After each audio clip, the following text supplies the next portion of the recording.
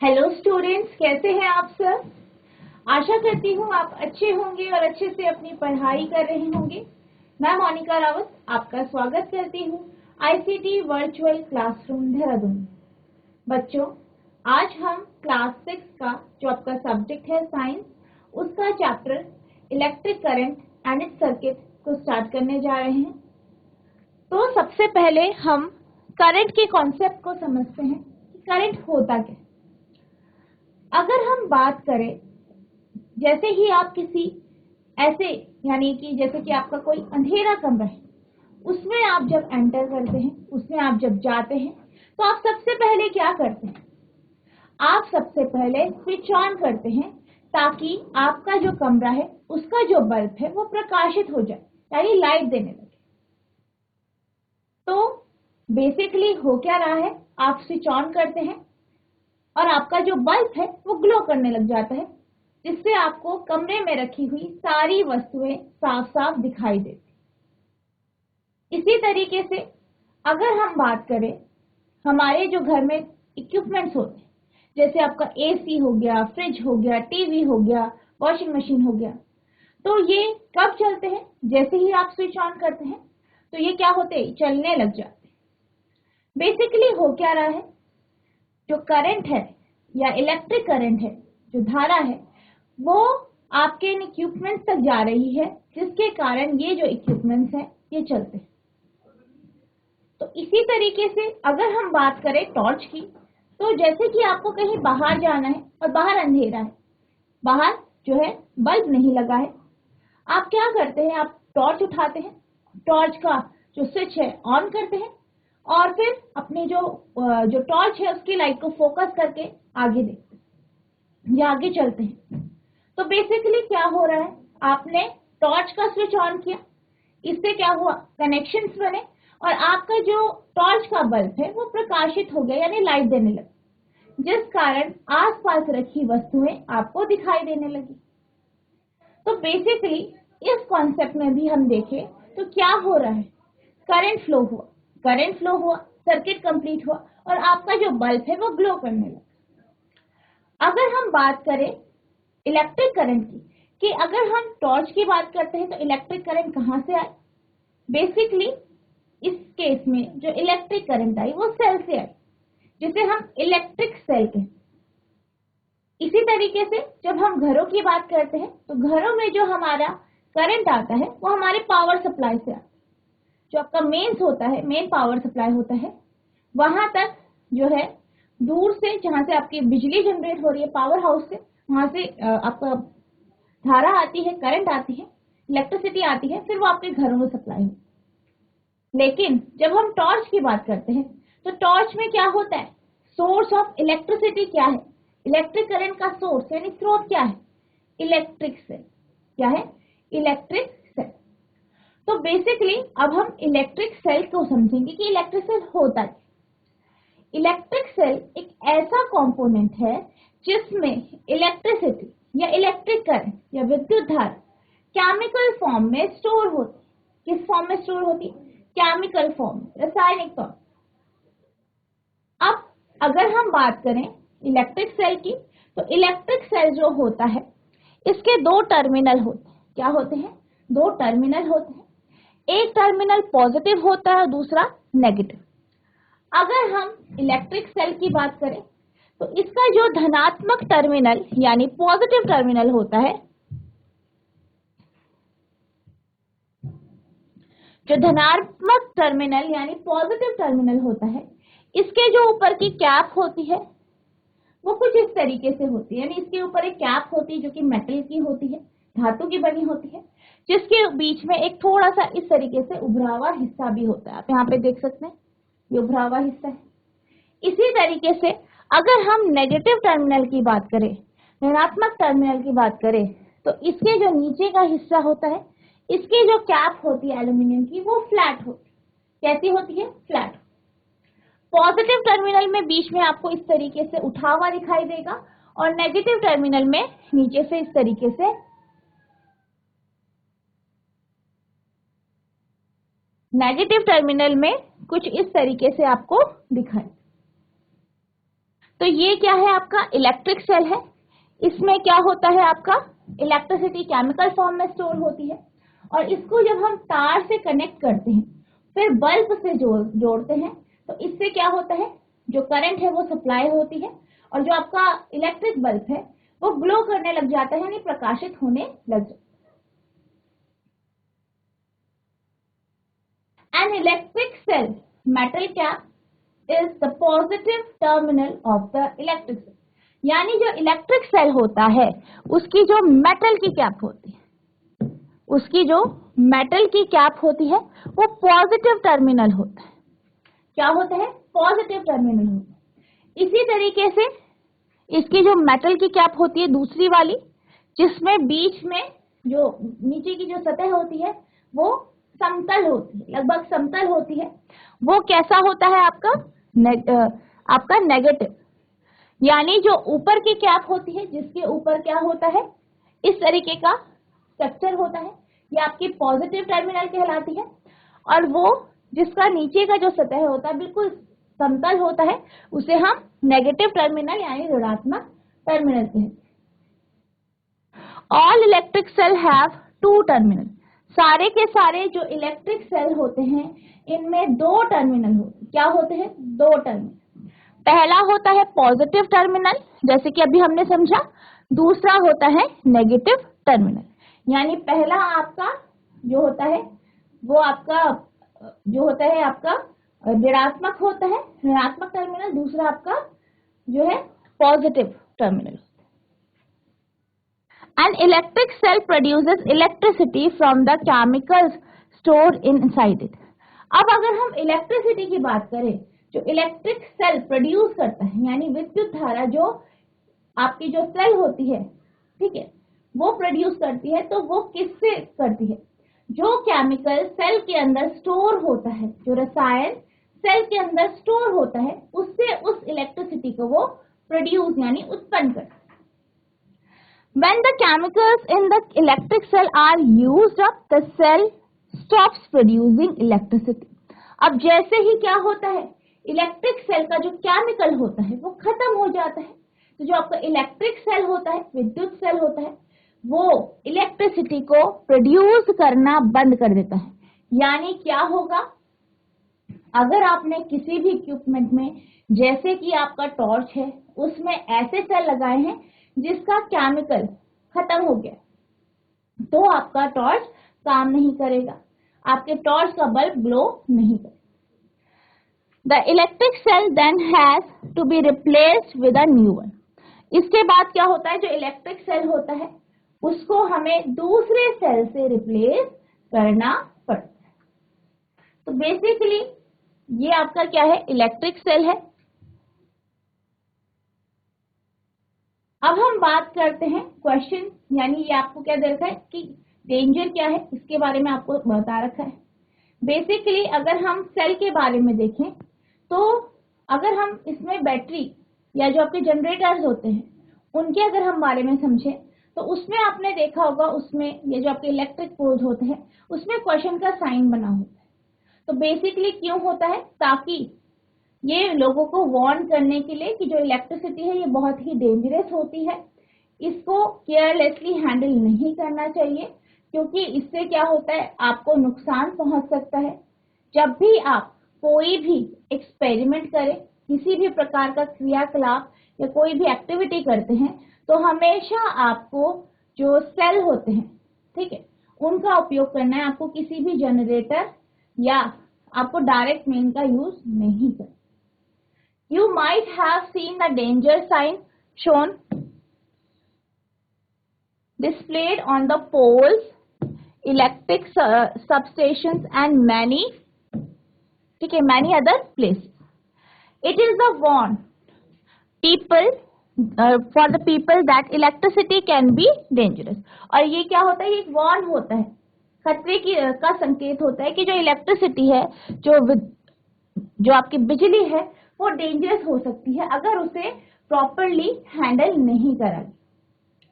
Carelessness in handling electricity and electrical devices can cause severe injuries, और अगर इसको अच्छे से जो है हैंडल नहीं किया गया तो इससे क्या हो सकता है, जो इलेक्ट्रिकल डिवाइसेस हैं या जो आपकी इलेक्ट्रिसिटी है उनसे क्या हो सकता है, आपको इंजरी हो सकती है, किसी भी तरीके का आपको नुकसान पहुंच सकता है।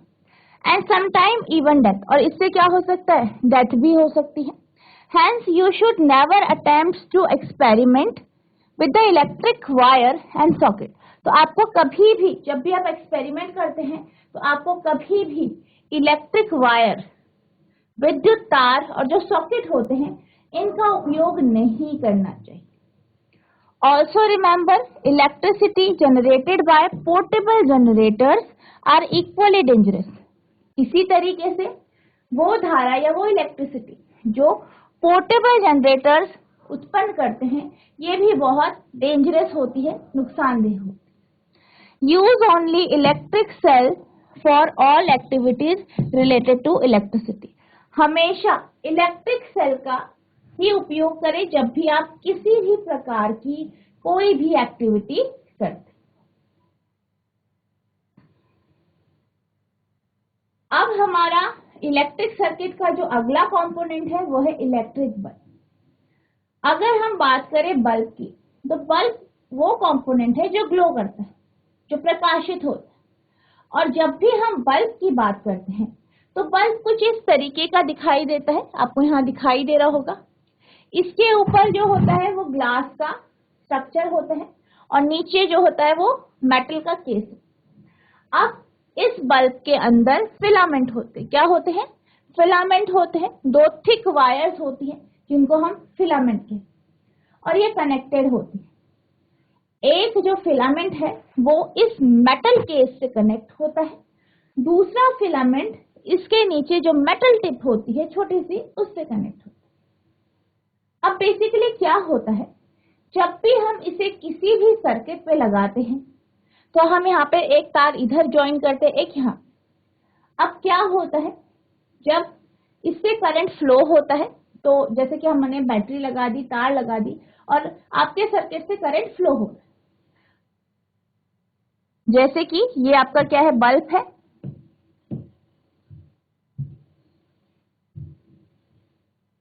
ये क्या है, आपका बल्ब है। ये क्या है, बल्ब है। इसको हमने बैटरी से, तार से जोड़ दिया इस तरीके से। अब क्या होता है, जब इससे बैटरी कनेक्ट होती है तो इस तरीके से करंट फ्लो करता है, इससे जो है धारा जाती है। अब जब इस बल्ब से जब धारा जाती है, यानी जब आपका जो बल्ब होता है इससे जब धारा जाती है तो बेसिकली इस मेटल केस से होते हुए जो धारा है इस फिलामेंट से जाती है, इस फिलामेंट से पास होती है।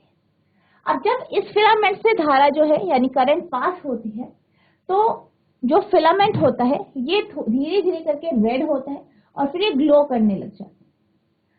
अब जब ये ग्लो करता है तो क्या होता है, ये रोशनी यानी जो प्रकाश होता है उसे उत्पन्न।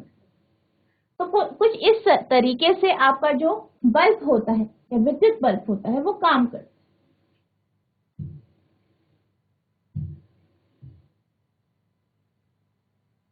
अब अगर हम बात करें इसके फिलामेंट की, तो इसका जो फिलामेंट होता है ये ऐसे मटेरियल का बना होता है जब इससे करंट यानी धारा जो है प्रवाहित होती है तो ये रेड होता है धीरे धीरे करके और फिर ये ग्लो करने लग जाता है और प्रकाश उत्पन्न करता है। A torch bulb has an outer case. जो टॉर्च बल्ब होता है उसके ऊपर एक केस होता है ऑफ ग्लास। किसका, ग्लास का। जो आपका टॉर्च बल्ब होता है उसके ऊपर एक ग्लास का केस होता है, that is fixed with a metal base, जो कि मेटल बेस से जुड़ा हुआ। टॉर्च क्या होता है, टॉर्च में एक ऊपर का केस होता है जो कि ग्लास का बना होता है और नीचे का मेटल बेस। अब ये जो ग्लास का केस है वो मेटल बेस से जुड़ा होता है। अब इस बल्ब के कॉन्सेप्ट को समझने के लिए हम एक एक्टिविटी करेंगे। आपको क्या करना है, एक टॉर्च ले, ठीक है। अब अगर हम टॉर्च की बात करें तो इस टॉर्च को आपको लेना है और फिर इसका जो बटन है उसको आपको प्रेस करना है। अब जैसे ही आप बटन प्रेस करते हैं तो आप ये देखते हैं कि ये जो बल्ब है वो ग्लो करने लगे। अब आपको इसको बंद करना है, फिर इस बल्ब को ऑब्जर्व करें। अब अगर हम इस बल्ब की बात करें तो हम क्या ऑब्जर्व करेंगे? हम ये ऑब्जर्व करेंगे कि आपका जो बल्ब है वो कुछ इस तरीके का है। अब इसको अगर हम डिटेल में देखें तो आपका जो बल्ब है उसके ऊपर एक ये जो है ग्लास का केस है। क्या है? ये ग्लास का केस है और नीचे क्या है? मेटल केस है, यानी धातु का केस। अब इस ग्लास के केस के अंदर आपको फिलामेंट नजर आ रहा है। क्या नजर आ रहा है? फिलामेंट। इसको हम क्या कहते हैं? फिलामेंट। बेसिकली जो फिलामेंट होता है वो दो तारों से या दो थिक वायर से मिलके बना होता है। ठीक है। अब ये जो थिक वायर्स होती है इसमें से जो एक तार होती है, इसकी एक जो तार होती है वो इस मेटल केस से जुड़ी होती है और दूसरी तार मेटल की टिप से जुड़ी होती है जो कि यहाँ पे होती है। अब अगर हम बात करें मेटल केस और मेटल टिप की, तो मेटल केस साइड में होता है, मेटल टिप नीचे बिंदु के फॉर्म में होती है और ये जो मेटल टिप होती है ये एक इंसुलेटर के ऊपर होती है। अब क्या होता है? ये क्या है? इसका पूरा का पूरा आपका क्या हो गया? बल्ब का जो है ये स्ट्रक्चर है। तो इसको हम इस तरीके से ऑब्जर्व करेंगे। The thin wire gives off light called the filament of the bulb. अब जो बारीक वायर होती है जो कि दो पतली वायर के बीच में होती है, जो कि फिलामेंट का एक हिस्सा होती है, उसे हम वो क्या करती है? वो ग्लो करती है और उसे हम फिलामेंट कहते हैं बेसिकली। तो ये थिन वायर होती है। The filament is fixed to two thicker wire which also provide support. अब क्या होता है? जो फिलामेंट होती है वो दो मोटी तारों से जुड़ी होती है जो इसे सपोर्ट करती है। One of these thick wire is connected to the metal case at the base of the bulb. अब इन दो मोटी तारों की अगर हम बात करें तो इनमें से जो एक तार होती है वो बल्ब के नीचे का जो मेटल केस है उससे जुड़ी होती है। The other thick wire is connected to metal tip of the centre of the base. और जो दूसरा तार होता है वो जो बल्ब है, बल्ब के नीचे जो मेटल टिप है उससे जुड़ा होता है। The base of the bulb and the metal tip of the base are two terminal of the bulb. अब अगर हम बात करें बल्ब की, तो बल्ब का जो मेटल केस होता है एक टर्मिनल वो होता है, दूसरा क्या होता है? जो उसके नीचे का जो टिप होता है, बेस का जो टिप होता है वो दूसरा terminal. These two terminals are fixed in such a way that they do not touch each other. और ये इस तरीके से लगे होते हैं या बनाए जाते हैं कि ये एक दूसरे को टच ना करें, एक दूसरे के संपर्क में ना।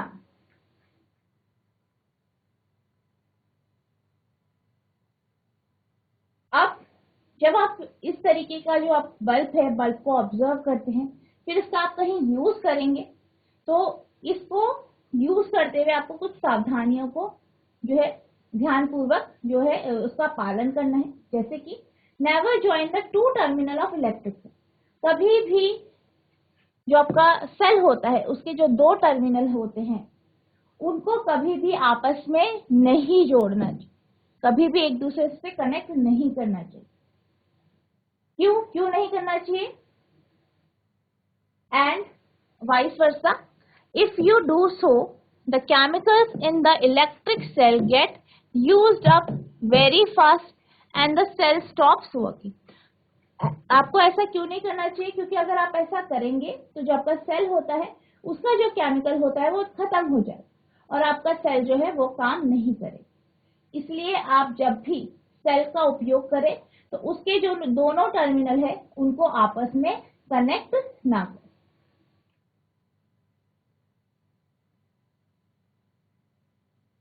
अब हमारा जो नेक्स्ट टॉपिक है वो है a bulb connected to an electric cell, यानी एक बल्ब जो कि इलेक्ट्रिक सेल से, विद्युत सेल से जुड़ा है।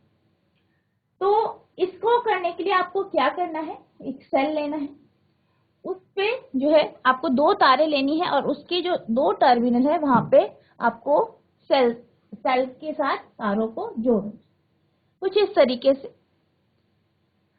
अब आपने क्या करना है, एक बल्ब लेना है और उस बल्ब में आपको तार को जोड़ना, कुछ इस तरीके से।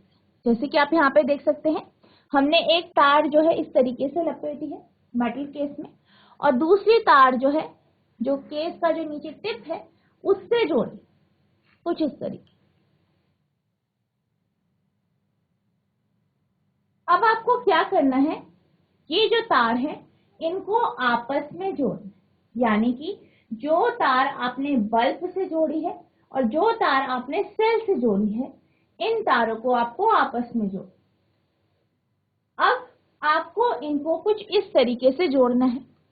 जैसे कि आप पहला केस देख सकते हैं, तो आपको क्या करना है, जो बल्ब की हरी तार है उसे सेल के लाल तार से, और जो बल्ब की काली तार है उसे सेल के नीले तार से जोड़ना है और बल्ब को ऑब्जर्व करना है। तो आप क्या ऑब्जर्व करेंगे कि जो आपका बल्ब है वो ग्लो करने लग जाएगा, यानी प्रकाश देने लग जाएगा। अब आपको क्या करना है, आपको जो आपने तारें जोड़ी है इसमें जो नीली और काली तार है इसको बीच से अलग कर देना है, सेपरेट कर देना, और इस बल्ब को ऑब्जर्व करना। तो आप ये देखेंगे कि जब आप नीली और काली तार को अलग कर देते हैं तो आपका बल्ब ग्लो नहीं कर पाता, यानी वो प्रकाश नहीं दे पा रहा है। अब आपको क्या करना है, ये नीली तार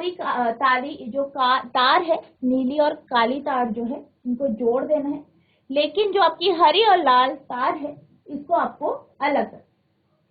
फिर आपको क्या करना है, इसको ऑब्जर्व करना है, यानी बल्ब को ऑब्जर्व करना है, बल्ब को देखना है। आप क्या देखेंगे कि बल्ब ग्लो नहीं कर पा रहा है, जल नहीं पा रहा। अब आपको क्या करना है, जो बल्ब का हरा तार है उसे लाल, यानी जो आपका सेल है उसके लाल तार से ना जोड़कर उसको जो है इसके जो नीचे वाला बेस है यानी नेगेटिव टर्मिनल है उससे जोड़ देना। यानी आपके जो बल्ब की दोनों तारे हैं उसे आपको एक ही टर्मिनल से जोड़ना है और इसको ऑब्जर्व करना है। तो आप क्या ऑब्जर्व करेंगे कि जो बल्ब है वो ग्लो नहीं करे। अब आपको क्या करना है, अब आपको जो काली तार है, नीली तार से अलग कर देनी है काली तार, और उस तार को जो सेल का ऊपर वाला टर्मिनल है यानी पॉजिटिव टर्मिनल है उससे जोड़ देना है। यानी बल्ब की जो दोनों तारें हैं उसको आपको सेल के ऊपरी हिस्से से जोड़ देना। इसमें बल्ब को देखना है, बल्ब को ऑब्जर्व करना है, तो इस केस में भी बल्ब ग्लो नहीं करे। नेक्स्ट आपको अब हरी तार को नीली तार से जोड़ना है और काली तार को लाल तार से जोड़ना है।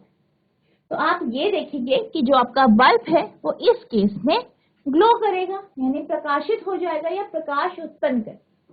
तो ये 6 केस है जिनको हमें ऑब्जर्व करना है।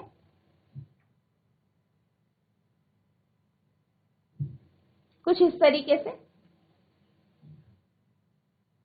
तो अब बेसिकली हुआ क्या इन केसेस में, अगर हम इन्हें ढंग से ऑब्जर्व करें, ढंग से देखें, तो वो तारे जो कि एक प्रॉपर सीक्वेंस में जो आपका बैटरी है या सेल है उसकी तारों से जुड़ी है, यानी एक तार बल्ब की एक तार से यानी पॉजिटिव टर्मिनल वाली तार से जुड़ी है और दूसरी तार नेगेटिव टर्मिनल वाली तार से जुड़ी है, तभी आपके जो बल्ब है वो ग्लो कर रहे हैं यानी प्रकाश दे रहे हैं। वहीं अगर हम और केसेस की बात करें, जैसे कि कुछ केसेस में आप देख सकते हैं कि जो तार का जो जॉइंट है वो कहीं कहीं से खुला है या अलग तरह से, या हमने क्या किया है, बल्ब की दोनों तारों को एक ही टर्मिनल से जोड़ा है। तो इन केसेस में बल्ब ग्लो नहीं कर पा रहा है, बल्ब प्रकाशित नहीं हो रहा है, क्योंकि इन केसेस में किसी में क्या हो रहा है, सर्किट टूट रहा है और किसी में जो सर्किट बनाया गया है वो प्रॉपर नहीं बनाया गया, यानी जो टॉर्च का सेल है या सेल जो है उसका जो एक टर्मिनल है उससे ही दोनों तारों को जोड़ा गया, जिसके कारण एक प्रॉपर जो है सर्किट नहीं बन पाया और जो करंट है वो फ्लो नहीं कर पाया। वहीं अगर हम बात करें ए केस और एफ केस की, तो इन दोनों केसेस में हम ये देख सकते हैं कि जो हमारा जो सर्किट है वो प्रॉपरली कनेक्टेड है, प्रॉपरली कंप्लीट है, जिस कारण जो बल्ब है वो ग्लो करता है।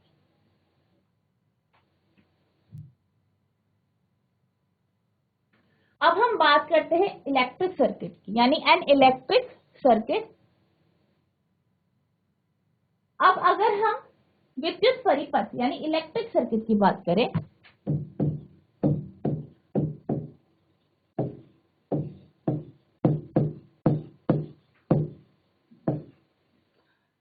तो इलेक्ट्रिक सर्किट यानी विद्युत परिपथ का अगर हम एग्जाम्पल देखें तो आपका ये हो सकता है, जिसमें हमारे जो है कंपोनेंट्स आपस में कनेक्ट होते हैं एक प्रॉपर सीक्वेंस में, और हमारा जो सर्किट है वो काम करता है। जैसे कि आप यहाँ पे देख सकते हैं, यहाँ पे एक टॉर्च जो आपका सेल है वो है, एक बल्ब है और आपके पास वायर, और ये प्रॉपरली कनेक्टेड है, जिसके कारण जो बल्ब है वो ग्लो कर रहा है यानी प्रकाश है। तो बेसिकली अगर हम इलेक्ट्रिक सर्किट की बात करें तो इलेक्ट्रिक सर्किट है क्या? The electric circuit provides complete path for electricity to pass between the two terminal of electric cell. यानी कि इलेक्ट्रिक सर्किट यानी विद्युत परिपथ वो जो है वो पथ है जिसमें जो इलेक्ट्रिसिटी है, विद्युत धारा है, वो सेल के दो टर्मिनल से पास होती है। ठीक है, कहां से पास होती है? दो सेल के जो दो टर्मिनल है उनके बीच में वो क्या होती है? फ्लो करती है या पास होती है। The bulb glows only when current flows through the circuit. और बल्ब कब जलता है, कब प्रकाशित होता है? जब उससे यानी जब आपका परिपथ जो है, ठीक है, जो परिपथ है उससे करंट फ्लो करती है, उससे धारा फ्लो करती है, तभी आपका जो बल्ब होता है वो प्रकाशित होता है या प्रकाश उत्पन्न करता है। अब अगर हम बात करें, कई बार हमने ये ऑब्जर्व किया कि जो हमारा सर्किट है, परिपथ है, वो पूर्ण है, सब कुछ अच्छे से हमने अरेंजमेंट किया है, सब कुछ परफेक्ट कर रखा है, लेकिन तभी भी जो इलेक्ट्रिक बल्ब है, ठीक है, वो ग्लो नहीं कर पा रहा है। क्या नहीं कर पा रहा है? ग्लो नहीं कर पा रहा है। तो ऐसा क्यों होता है? बेसिकली ऐसा हो सकता है कि जो आपका पूरा अरेंजमेंट है वो तो प्रॉपर हो, लेकिन जो आपका बल्ब होता है वो फ्यूज हो। अब फ्यूज का मतलब क्या है? फ्यूज का मतलब ये है कि उसका फिलामेंट टूट गया, उसका फिलामेंट टूट गया कुछ इस तरीके से। अब इसमें हो क्या रहा है?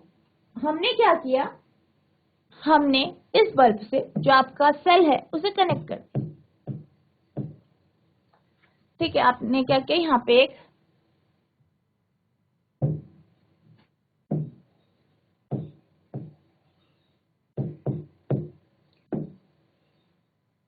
हमने क्या किया, इस बल्ब से हमने सेल को जोड़ दिया या सेल को कनेक्ट कर दिया।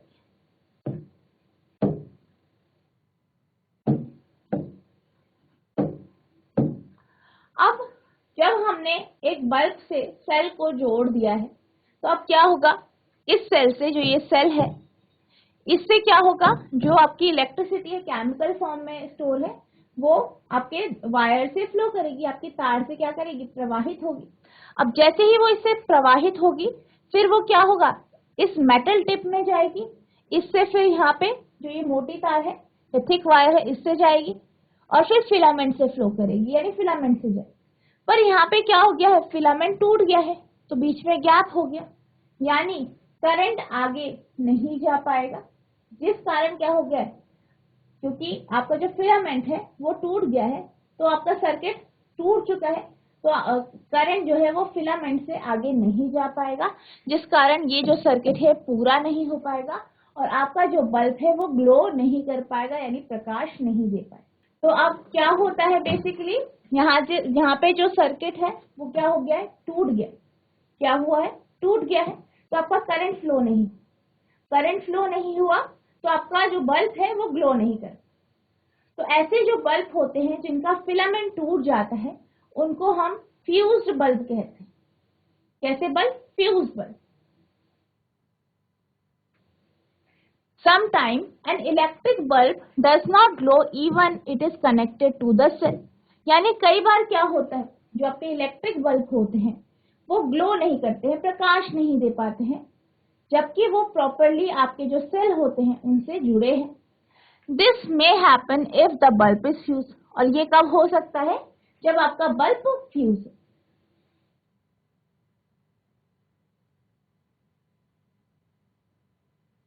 अब हम नेक्स्ट एक्टिविटी को समझेंगे, जो कि आपकी एक्टिविटी 3, जिसमें हम होम में टॉर्च को समझेंगे कि आप घर में टॉर्च कैसे बना सकते हैं और इसके जरिए हम टॉर्च का कॉन्सेप्ट समझें। तो आपको क्या करना है, एक सेल लेना है इस तरीके से, और उस सेल का जो नेगेटिव टर्मिनल है उसको जो है तार से जोड़ना है।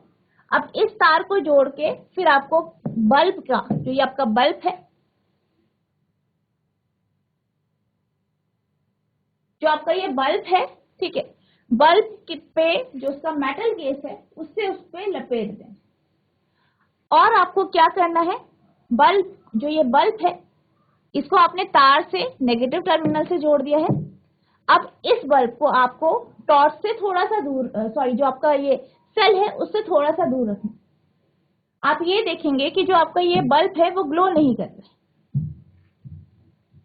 जो आपका बल्ब है वो प्रकाश नहीं दे रहा है, ग्लो नहीं कर रहा। अब आपको क्या करना है, इस बल्ब को, जो ये कैप है, मेटल कैप है या पॉजिटिव टर्मिनल है, इसके पास रखना है, यानी इससे बिल्कुल कनेक्ट कर देना है। किसको कनेक्ट करना है? इस बल्ब का जो नीचे का मेटल टिप है उसको। तो आप ये देखेंगे कि जो ये आपका बल्ब है वो ग्लो करने लगे। अब फिर से आपको क्या करना है, इस टॉर्च को थोड़ा सा इस जो मेटल कैप है इससे दूर रखना है। तो फिर आप क्या देखेंगे कि जो बल्ब है वो ग्लो करना बंद कर। तो बिल्कुल इसी तरीके से आपका जो टॉर्च होता है वो काम करता है, और इसके माध्यम से आप घर में जो है टॉर्च बना सकते। अब हम बात करते हैं इलेक्ट्रिक स्विच की, कि इलेक्ट्रिक स्विच होता क्या। तो बेसिकली अगर हम इलेक्ट्रिक स्विच की बात करें तो इलेक्ट्रिक स्विच वो है जो आपका इलेक्ट्रिक सर्किट होता है उसे तोड़ने का काम करता है। या हम ये कर सकते हैं, इससे हम करंट के फ्लो को रेगुलेट कर सकते हैं। यानी आपको जब करंट सर्किट से फ्लो कराना है, परिपथ से प्रवाहित कराना है, तो आपको क्या करना होता है, जो आपका स्विच होता है उसे आपको क्या करना होता है, जब आपका जो सर्किट जो है उससे करंट फ्लो हो रहा है या आप उससे करंट को फ्लो कराना चाहते हैं, तो आपको स्विच ऑन करना होता है। यानी आपको सर्किट को जो है क्लोज कर देना है, सर्किट को पूर्ण कर देना है। तो इसके लिए हम स्विच का यूज करते हैं। और जब हम ये चाहते हैं कि हमारे सर्किट से करंट फ्लो ना हो, तो हम क्या करते हैं, स्विच को ऑफ कर देते हैं। यानी आपका जो सर्किट है वो ओपन हो जाता है, यानी आपका जो परिपथ है वो टूट जाता है या पूर्ण नहीं होता। तो ये जो काम होता है ये स्विच का होता है। अब हम ये देखेंगे कि एक सिंपल स्विच को आप जो है एक्टिविटी के थ्रू कैसे बना सकते।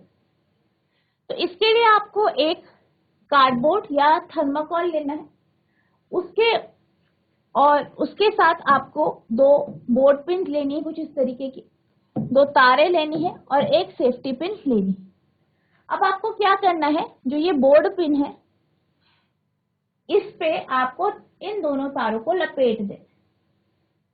अब क्या करना है, एक बोर्ड पिन को आपको इस तरीके से इसमें लगा देना है और दूसरी बोर्ड पिन में आपको सेफ्टी पिन लगानी है और इस तरीके से लगा दें। अब अगर हम बात करें, अगर आपने अपने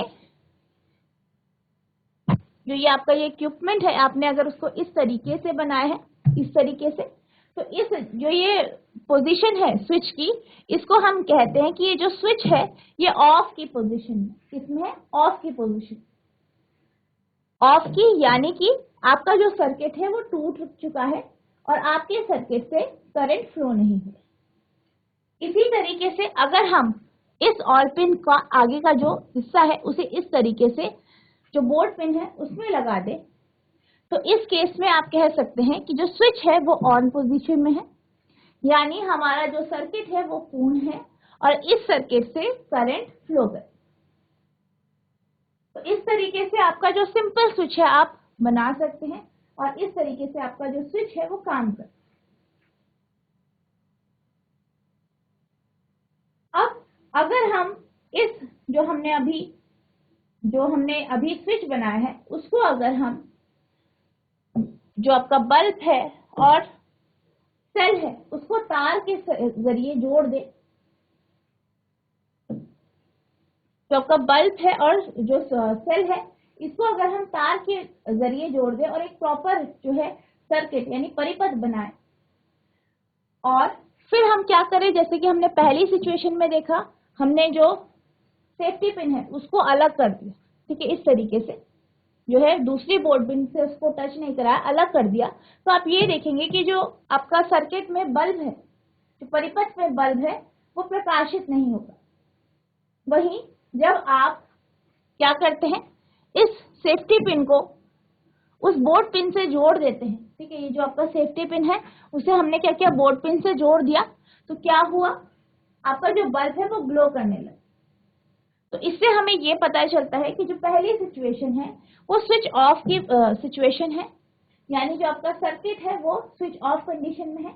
वहीं जब हम दूसरा जो है ये डायग्राम देखते हैं या इस दूसरी पिक्चर को देखते हैं, तो इससे हमें ये पता चलता है कि आपका जो स्विच है वो ऑन की पोजीशन में, यानी जो आपका सर्किट है वो पूर्ण है।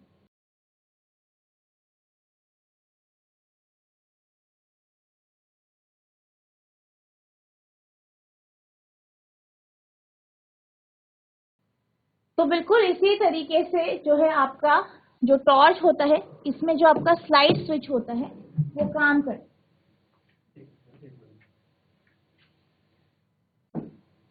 तो बच्चों आज हमने जो है आपका जो चैप्टर है इलेक्ट्रिसिटी एंड इट्स सर्किट, इसके जो है हमने बेसिक कॉन्सेप्ट समझे। इलेक्ट्रिसिटी होता क्या है, इलेक्ट्रिक सेल क्या होता है, इलेक्ट्रिक बल्ब क्या होता है, ये हमने समझा। आई होप आपको ये समझ में आ गया होगा। इलेक्ट्रिक स्विच होता क्या है ये आपको समझ में आ गया होगा। तो बच्चों आज के लिए इतना ही, मिलते हैं अब नेक्स्ट सेशन में, तब तक के लिए thank you and have a nice.